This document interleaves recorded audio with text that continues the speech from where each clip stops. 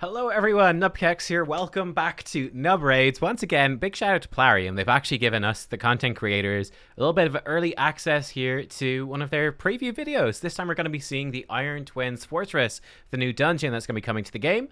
So I haven't seen this video yet. We're going to watch it together and I'm going to give you my thoughts and reactions as we go through. So yeah, I'm also running some... Okay, I need to just check in on this as we go. I'm trying to finish up a whole bunch of stuff today before I go on holiday, so I'm like juggling about 3 balls at the same time. More like 5 balls at the same time.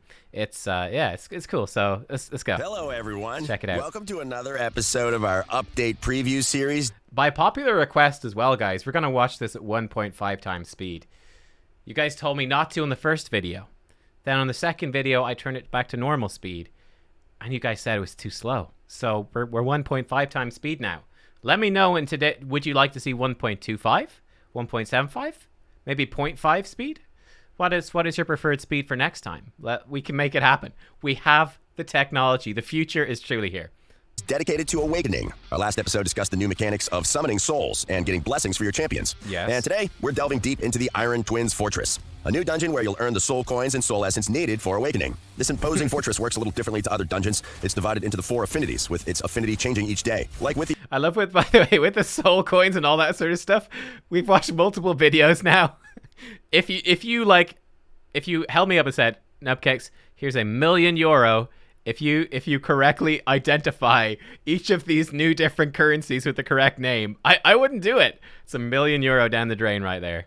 It's very sad. There will be a set schedule for each day's affinity, meaning you can plan your siege ahead of time. Each affinity will have 15 stages at launch, and your progression is unique to each affinity. This means you can't focus all your efforts getting to stage 15 on the magic affinity, for example, to unlock the stages for all other affinities. Keeping track of the current affinity is vital for success in this dungeon, as you'll see when we break down the Iron Twin skills. As for entering the dungeon, you'll need energy and a new resource, fortress keys. Like with faction crypts in the Doom Tower, you only get a set number of fortress keys each day, 6 to be exact. So make sure you use them. If you fail a stage, you won't lose a fortress key, but you will lose the energy, so keep an eye. So I've seen, this is an interesting one. Like, I think, I don't know if I super mind the fact that it costs a key and it also costs energy. Because presumably you're going to want to do this. We'll see here today, hopefully, but it's probably going to be a pretty high priority. For the most part, obviously, you know, costing energy is a downside, right? I think some of the upside of it, at least, is, I mean, you only have so much energy. So this is not like a new thing you got to grind out. Like, we don't know how long these fights are going to be. But, you know, if they're, let's say if it's 5 minutes, you got to do it 6 times. Like, that's half an hour, right? Instead of being another half an hour on top of everything you're already doing, at least that's the positive, the silver lining in the dark cloud is that, hey, well, at least, yeah, it might take a good chunk of time perhaps to do it, but it's gonna, by costing energy, it's gonna stop me from having to do as much other stuff. We know how to enter the fortress. Now let's talk about its masters, the Iron Twins. As soon as you enter the dungeon, you launch straight into. I just realized I just recorded a collab with YST. We've got a big YST thing in the way. There we go. A battle with the Iron Twins. There are no waves of minions to fight here. This is a good thing, given that the Iron Twins are as tough as literal nails, you know, being a huge metal monstrosity. But before we dive into the Iron Twins' individual skills, we need to talk about Iron Brand, their unique, unblockable, and unremovable debuff. On its own, Iron Brand does nothing, but you should keep a sharp eye on the debuff's duration on each of your champions. Yo, the Iron Twins have a super powerful... Let's go, so he weak hit. Look at that. He applied a lot of, actually, stacks to these champions, but he weak hit Rotos and Herndig, so yeah. Being positive affinity skill that does major damage depending on the current duration of any Iron Brand debuffs. So failing to manage this debuff is a recipe for disaster. With that out of the way, let's dig into exactly what the Iron Twins have in their arsenal. The first skill is Voltaic Pendulums. This sees the Iron Twins firing 2 bladed pendulums at one champion, decreasing their crit rate and then placing a weakened debuff if they already have crit rate debuffs. The Twins then electrocute the rest of the party, first decreasing their attack before then decreasing the defense of each champion who has a decreased attack debuff on them. Talk about shocking. So, first tip, bring a champion who can cleanse debuffs or block them entirely. While it won't negate Iron Brand, it will take any other debuffs the Iron Twins can throw at you off the table. Trust us, you'll need to be at your full strength if you want to come out on top. Next up, Fires of Insanity. Fairly straightforward. Yeah, I mean, that's going to be pretty brutal. Like, if you don't block the debuff, where's the text? Because there's so much stuff in this one. I mean, decreased crit rate, that for 4 turns, that completely messes up all your damage dealers. And weaken as well.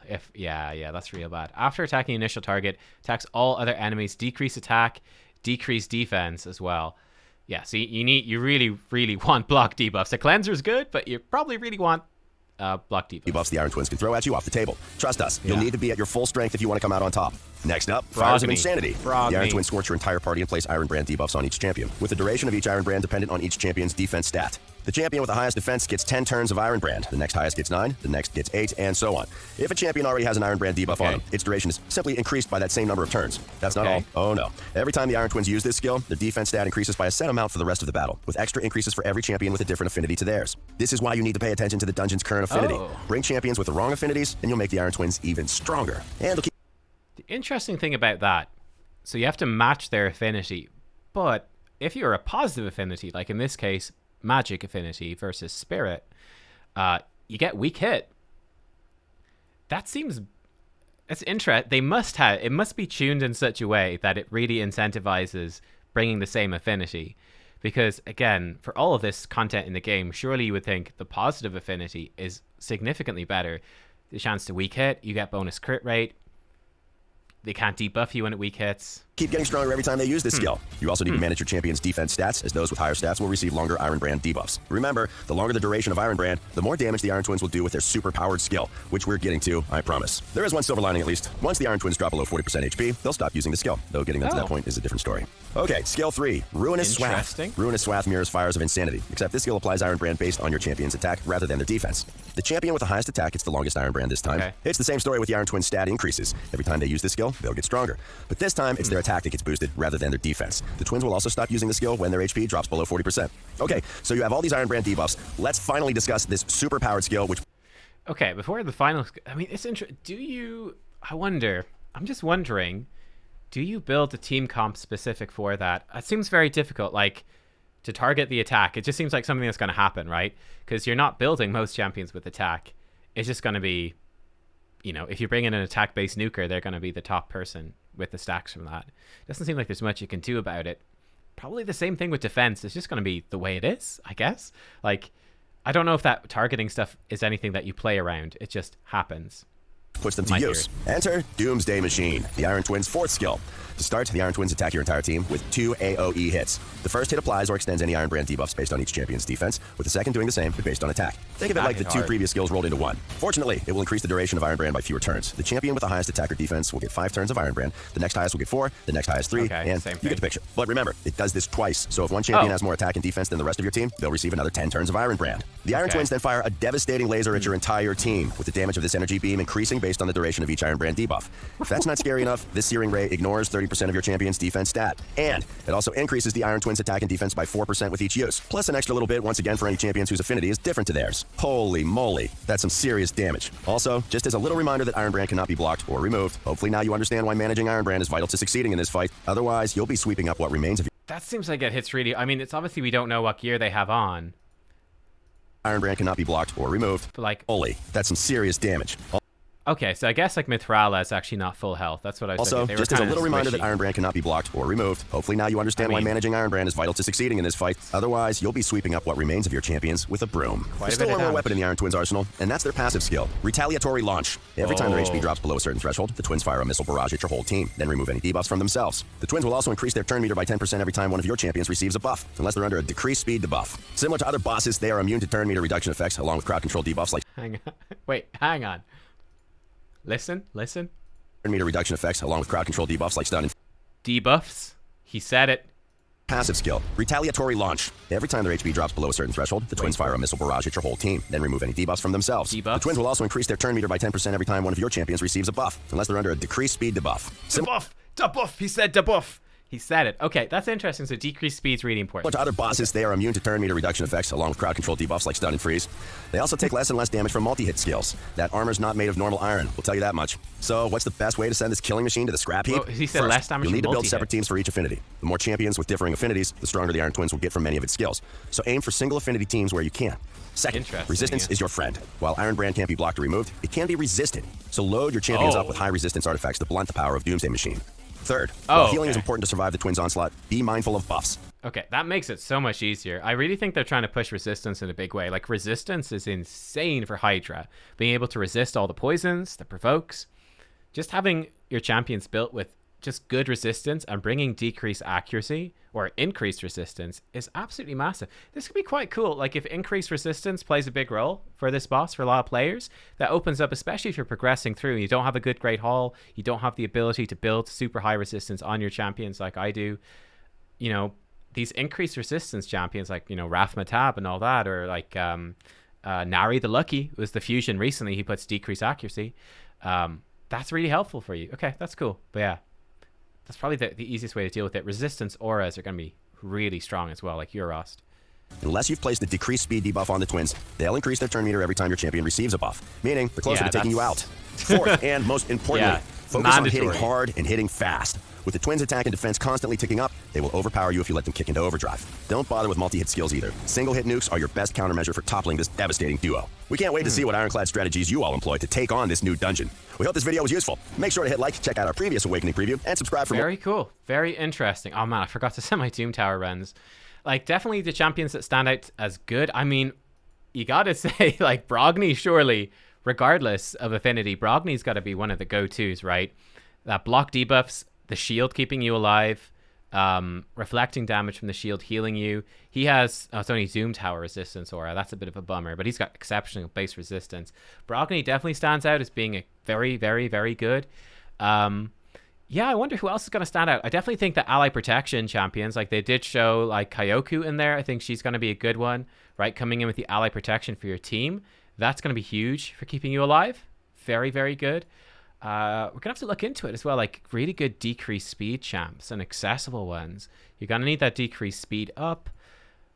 That definitely gets a bit more tricky, doesn't it? Damn, that gets... I mean, I tell you what, Ultimate Death Knight's definitely going to help with this too. The Provoke, not so much, but decrease attack. He's got the shield, continuous heal, will help you stay alive. That's going to be kind of nifty as well, for sure. Yeah, interesting. What do you guys think of it? I think it looks like a really fun boss. The big question for me is obviously it's going to be intriguing to see how important it is to really focus on the affinity stuff, or just like, I've got a Sifi, she's coming to every single affinity of this dungeon and I don't care. It'd be interesting to see how that breaks down. It definitely looks like this boss is intended to be quite difficult. I was going to say, if we look at some of the timers here where he's getting to the end, I think ally protection and shielding is going to be absolutely huge. Like, this is a 6-minute fight. It looks like a pretty damn long fight. We shall see. I don't think there's too much gameplay with this. I think there's definitely the gameplay, though, with the whole retaliating at different HP thresholds, wherever that was. That's going to be super nasty. This retaliatory launch, and then, like, his stuff at the end. Very cool. I'm certainly excited to try out as well Turvold. Unfortunately, I don't know if he's going to be super good. That's a slight bummer. I was hoping Turvold might be really fun here, but he does have a double hitter, which isn't going to... And this is a double hitter too, so maybe he's not going to hit crazy, crazy hard. But yeah, we'll have... Stay tuned for Turvold videos during the week. Obviously, Whisper, I think, is going to be quite good. She's got a really big single target attack right here that ignores defense if there's under weaken. And then single target attack. This is a double hitter with an extra turn. I think Whisper could be real strong for this. Big fan of Whisper. So yeah, I don't know. There we go. It looks like a fun boss. I'm excited to sink my teeth into it. I think it's really going to be a matter of seeing how tough it actually is. But I highly recommend to you guys, come in here. This resistance stuff, guys, build it up. This is becoming, I think, very quickly one of the most important things in your Great Hall. I would definitely be leaning towards accuracy and resistance as the two big stats to build up. Like, crit damage ain't that important, really, compared to these. Now, resistance, so good for so many Doom Tower bosses. S-tier stat for Hydra. Looks like it's going to be S-tier stat for this dungeon as well. So, yeah, if you're early on and you're still doing the missions for your Great Hall, so you're a bit more locked in, like, definitely you can take some time to consider your strategy. I mean, even getting the first few levels, getting up to 20, plus 20, isn't that hard. Doesn't take that much. It might be worth throwing even in a few of these things to just get a small little extra boost. At least the plus 15 is only bronze medals. That's dirt cheap. Yeah, there you go. We'll see. We shall see. Thanks for watching, everyone. I hope that you enjoyed. I'll see y'all next time. Bye-bye.